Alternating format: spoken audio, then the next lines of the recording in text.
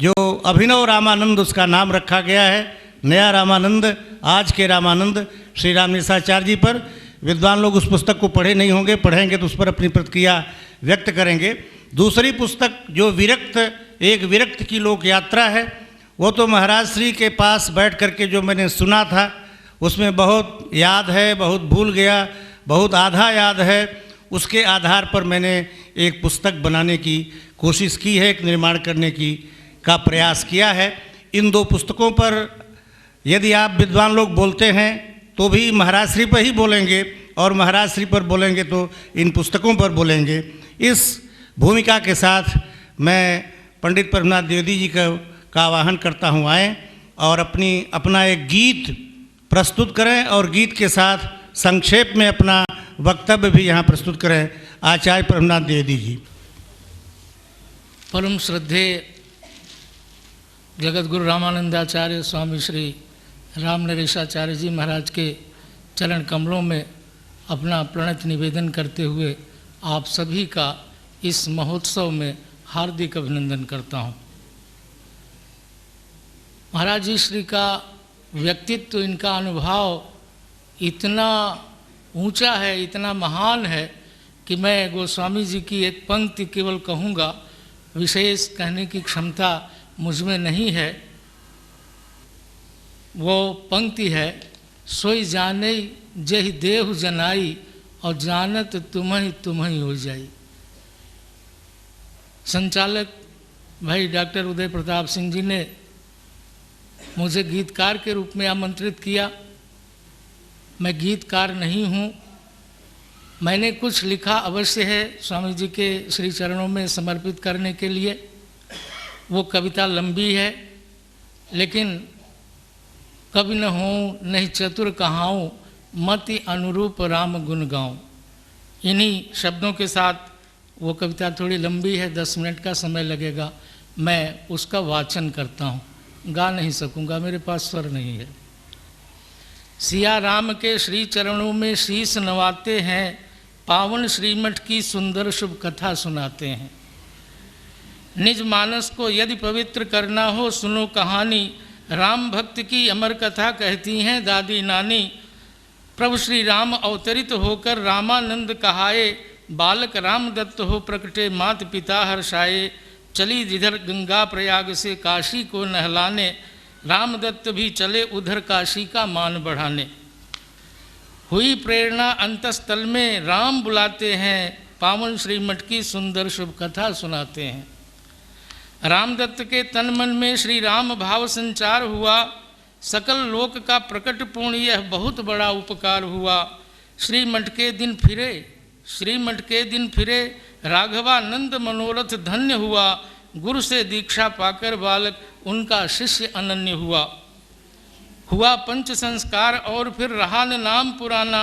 रामानंद प्रतिष्ठित श्रीमठ सारे जग ने जाना।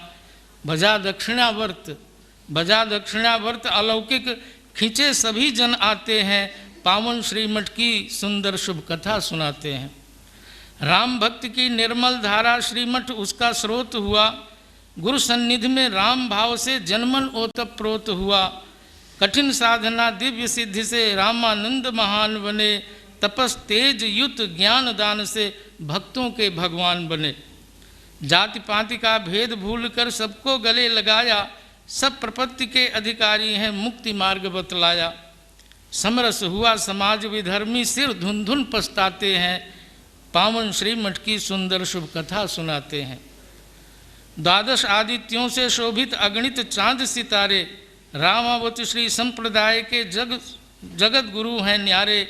धर्म सनातन की रक्षा कर प्राणों का संचार किया। समरसता की सुधा पिलाकर मानव का उद्धार किया। भक्ति मार्ग में भेद न कोई, नारी पुरुष सम्मान किया। सबने मुक्त कंठ से उनको राम द्वितीय सम्मान दिया। सत्य अहिंसा ताना बाना गांधी भी बुन जाते हैं, पावन श्रीमठ की सुंदर शुभ कथा सुनाते हैं। वर्तमान आचार्य श्री हुआ परस उस दिव्य शक्ति का ग्राम परसिया कहलाया। हुआ परस उस दिव्य शक्ति का ग्राम परसिया कहलाया। शिशु श्री कृष्ण नाम में फिर से राम भाव जग में आया। देवोपम बालक वह काशी शास्त्र सिद्ध करने आया। ब्रह्म तेज वैदुष्य प्रखर प्रतिभा ने अपना घर पाया।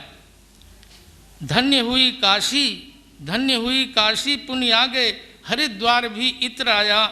मिला वीतरागी नैयायिक गुरु आचार्य संत काया। शिष्य मंडली प्रमुदित वैष्णव जन जिनका गुण गाते हैं, पावन श्री मठ की सुंदर शुभ कथा सुनाते हैं। हाँ, एक पृष्ठ पूरा हुआ। राम नरेश दास कालांतर राम नरेशाचार्य हुए। श्रीमठ पीठ अधिष्ठित होकर रामानंदाचार्य हुए। जगत गुरु की कीर्ति पताका मुक्त गगन में छवि लहरी। संत हुए पुलकित आनंदित मिला उन्हें सच्चा प्रहरी। रामानंद चरण चित रहता जिनका आठों याम प्रहर। राम भक्ति का परम दिव्य वे देते प्रचुर प्रसाद निरंतर। जन जन में जो राम नाम की अलख जगाते हैं, पावन श्रीमठ की सुंदर शुभ कथा सुनाते हैं। सिमटे श्रीमठ का जिसने अधुना नूतन विस्तार किया। सिमटे श्रीमठ का जिसने अधुना नूतन विस्तार किया। भव्य रूप दे पुनः प्रतिष्ठित करके जिसे संवार दिया। कल में राम द्वितीय रूप ने जहाँ पुण्य अवतार लिया। तीर्थराज के उस स्थल का गुरुवर ने शुभ उद्धार किया। वृत्ति प्रवृत्ति आपकी नियमित इष्ट देव को अर्पित है। धर्म सपर्या राम भक्त जन रक्षा हेतु समर्पित है। हरिद्वार में आप दिव्य रामालय एक बनाते हैं। पावन श्रीमठ की सुंदर शुभ कथा सुनाते हैं। महिमा जिसकी बड़ी स्वर्ग से भारत भूमि निराली है। महिमा जिसकी बड़ी स्वर्ग से भारत भूमि निराली है। उसके कण कण में गुरुवर ने अपनी पदरज डाली है। जहाँ पधारे आप वहाँ की जनता भाग्य मनाती है। दे आदर सम्मान आपको सिर आँखों बैठाती है। हुआ निराश न कोई जो भी चरण शरण में आया। खुले हृदय से मिले मानदेव उसको है अपनाया। राम भक्ति सरितामृत धारा सतत बहाते हैं। पावन श्रीमठ की सुंदर शुभ कथा सुनाते हैं। श्रीमठ के इतिहास पटल में एक नया अध्याय जुड़ा। राम भक्त जन की आस्था का अविरल एक प्रवाह मुड़ा।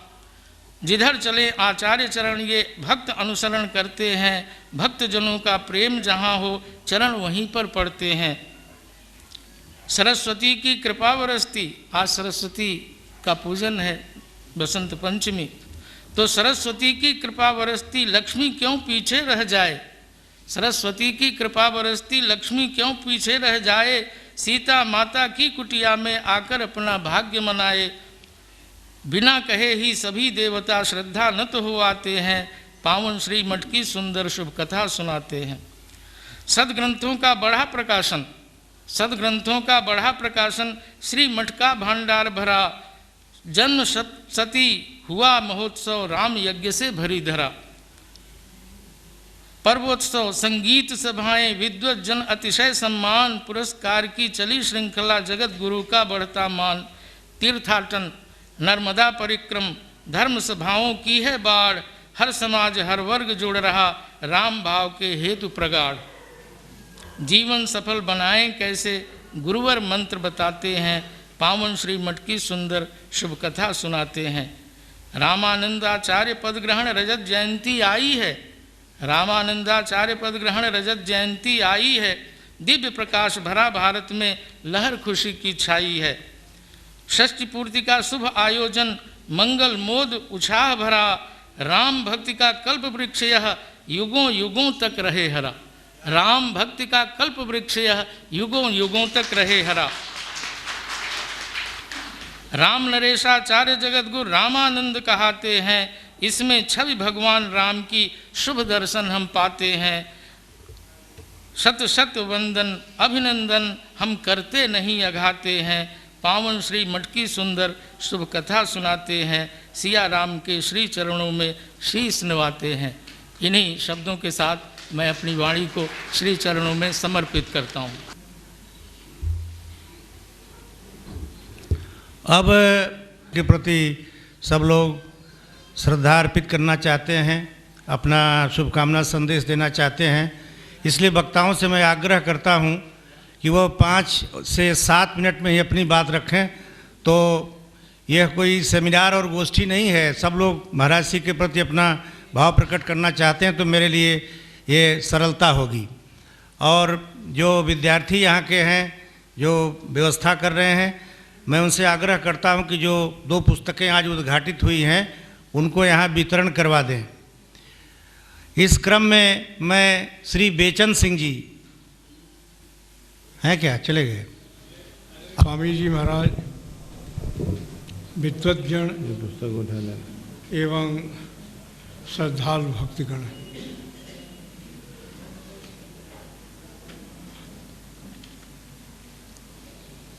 महाराज श्री के चरणों में सादर अभिनंदन करते हुए आज बसंतोत्सव के इस पावन पुनीत पर्व पर माता भगवती सरस्वती के जन्मदिन के शुभ अवसर पर हम स्वामी जी के जन्मोत्सव को ईश्वरीय वरदान मानते हैं। स्वामी जी जन्म कर्म च मे दिव्यम, ऐसा गीता में भगवान की वाणी से मुखरित हुआ है। तो महाराज श्री का जन्म भी दिव्य है और कर्म भी दिव्य है। महाराज श्री के विषय में इतने विद्वत समाज के लोग बैठे हुए हैं, वह सब लोग जानते हैं और भक्तगण तो एक ही बात जानते हैं कि महाराज श्री की अपार करुणा सब पर बरसती है। इसलिए महाराज श्री के विषय में कुछ कहना मेरे लिए संभव नहीं है। मैं क्या कहूँ, यहाँ इतने लोग बैठे हैं, हर कोई अपने अंतःकरण से पूछे तो यही कहेगा कि महाराज श्री सबसे अधिक मुझे मानते हैं, सबसे अधिक मुझे प्रेम करते हैं। ये बालक थे, तब से मैं इनको देखता था और मेरे सामने यह युवा हुए, तरुण हुए। हम लोगों की घरों की औरतें भी कहती थी और हम लोग भी महसूस करते थे महाराज श्री को देख करके कि वह माता पिता कैसे हैं कि दंडी स्वामी बना दिया। इतने सुदर्शन व्यक्तित्व, इनके शरीर को देखकर ही यह भाव आता था कि इतना सुंदर लड़का और दंड पकड़ लिया, त्रिदंडी स्वामी। अब यह किस कोट के महात्मा थे, इनके पूर्वले संस्कार कितने दिव्य थे कि छोटी उम्र में ही यह बैरागी बाबा हो गए। तो अब इनके विषय में मैं क्या कहूँ, सूरज को दीपक दिखाना है, यही जाने कि यह क्या है। हम तो ये जानते हैं कि हमारे लिए परमात्मा तुल्य है। भगवान इनको दीर्घायु करे और मानवता के कल्याण के लिए यह जुग जुग जिए, यही आशीर्वाद है। इस नाते मैं इनको आशीर्वाद देने लायक नहीं हूँ, लेकिन मेरी आकांक्षा है कि भगवान महाराज युग युग तक जिए, और अधिक कुछ नहीं कहूँगा। सर देवव्रत चौबे से आग्रह करता हूँ कि आएँ और महाराज श्री के प्रति, क्योंकि जो भी यज्ञ, जो भी अभियान श्रीमठ का चलता है, उसमें चौबे जी हम लोगों के साथ कंधा से कंधा मिलाकर चलते हैं। हम सबके पूज्य स्वामी जी महाराज, उपस्थित विद्वतजन, स्वामी जी के भक्तगण एवं अन्य सज्जनों, मेरे एक मित्र ने बहुत पहले मुझसे कहा कि हम लोग भाषण देते हैं और स्वामी जी जाप करते रहते हैं, वे हम लोगों की बातों को सुनते हैं कि नहीं। मैंने उनसे कहा कि पंडित रामावतार शर्मा के बारे में काशी हिंदू विश्वविद्यालय में यह चर्चा होती है कि पंडित रामावतार शर्मा जी लिखते भी रहते थे और बच्चों को पढ़ाते भी रहते थे, दोनों काम साथ साथ करते थे। लड़के पहुँचे मालवीय जी के पास, उन लोगों ने मालवीय जी से कहा कि शास्त्री जी लिखते भी रहते हैं, पढ़ाते भी रहते हैं, या उनसे कहिए कि पढ़ाने के समय पढ़ाने का काम करें, लिखने का समय लिखने का काम करें। मालवीय जी ने उन्हें बुलाया, कहा कि भाई लड़कों की शिकायत है, आप ऐसा क्यों करते हैं? तो रामावतार शर्मा ने कहा कि लड़कों को यह जानकारी नहीं है कि मैं लिखता भी हूँ, पढ़ाता भी हूँ और जाप भी करता रहता हूँ, तीनों काम करता हूँ। तो जब संत और महात्मा सुनते भी रहते हैं, हर काम करते रहते हैं, ये संतों की विशेषता होती है। मैंने उनको बताया।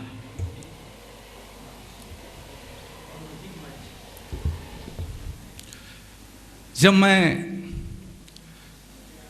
स्वामी जी के संपर्क में आया तो मेरे मन में एक शंका पैदा हुई। दर्शन के विद्यार्थियों को प्राय संदेह उत्पन्न होता रहता है।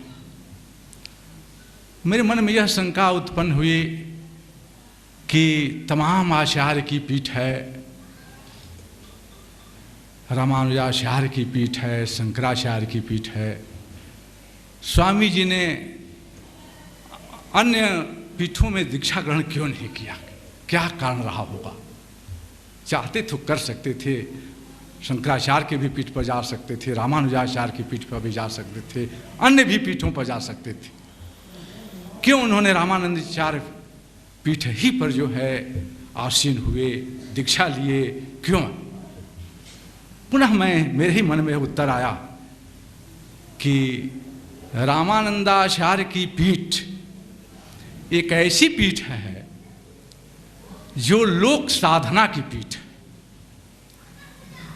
यह एक ऐसी पीठ है जो समाज को जोड़ने का काम करती है। यह एक ऐसी पीठ है जो सबको एक दृष्टि से देखती है। यह एक ऐसी पीठ है जो सबको साथ लेकर के चलती है। अन्य पीठों के साथ ऐसा नहीं है। डॉक्टर उदय प्रताप सिंह जी ने जब कहा कि महाराज जी के ऊपर एक लेख लिखिए, तो मैं बड़ा ही संकट में पड़ा कि आपके ऊपर मैं क्या लिखूं, क्योंकि लिखना एक बहुत कठिन काम है। फिर भी इनके आदेश से मुझे लिखना पड़ा, लिखा भी। और ये बहुत ही महत्वपूर्ण पुस्तक मैं देख रहा था, हमें लगा कि बहुत ही महत्वपूर्ण लेख आए हुए हैं। और दोनों पुस्तकें जो है महत्वपूर्ण हैं। एक तो स्वयं आपने जो है ये जो लिखा है, जो लोक यात्रा स्वामी जी की, बहुत ही महत्वपूर्ण पुस्तक मुझे जो है लगी है। तो मैं ये कहना चाहता हूँ, क्योंकि समय हमारे मित्र ने बहुत कम दिया है, कि स्वामी जी मर्यादाओं का निषेध नहीं करते।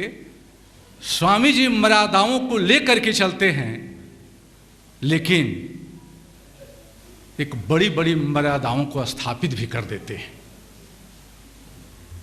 मर्यादाओं का उल्लंघन न करके भी मर्यादाओं का एक बड़ी बड़ी मर्यादाओं का स्थापना करना, ये बहुत बड़े लोगों का काम है।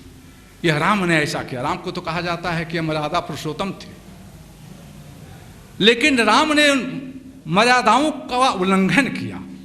उस समय नाना प्रकार के जो समाज में विकार पैदा हुए थे, तुलसीदास जी दिखाते हैं कि कैसे उल्लंघन करते हैं।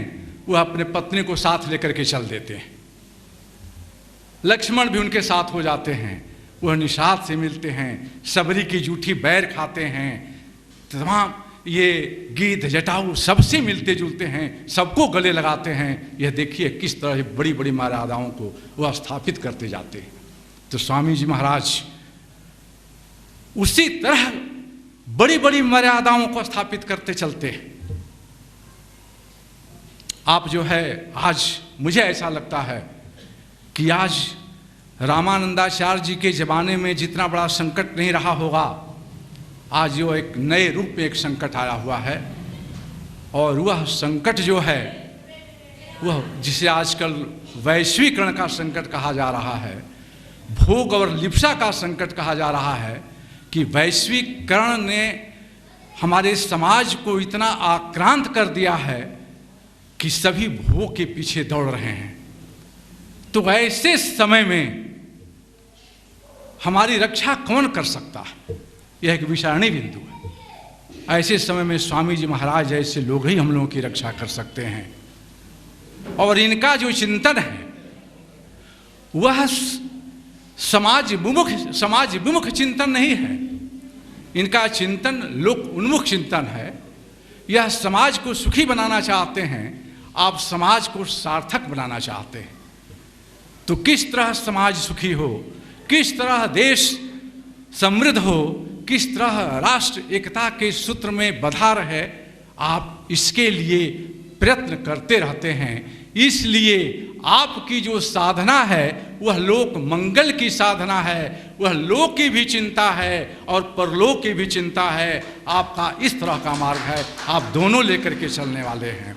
और आपके बड़े बड़े कार्य जो है हुए हैं, नाना प्रकार के आप जो है कार्य कर रहे हैं। चूँकि उदय प्रताप सिंह जी ने समय कम दिया है, इसलिए कथा के बाद अपनी बात समाप्त करता हूँ। उस कथा को आप सभी लोग भी जानते होंगे, जो समुद्र मंथन की कहानी। यह जो समुद्र मंथन हो रहा था, तो यह देखिए कि उस समुद्र मंथन जो है राक्षस और देवता दोनों मिल करके कर रहे थे। और उस मंथन से नाना प्रकार की लक्ष्मी निकली, कल्प वृक्ष निकला, ऐरावत हाथी निकला, घोड़ा निकला, लेकिन साथ साथ विष भी निकला।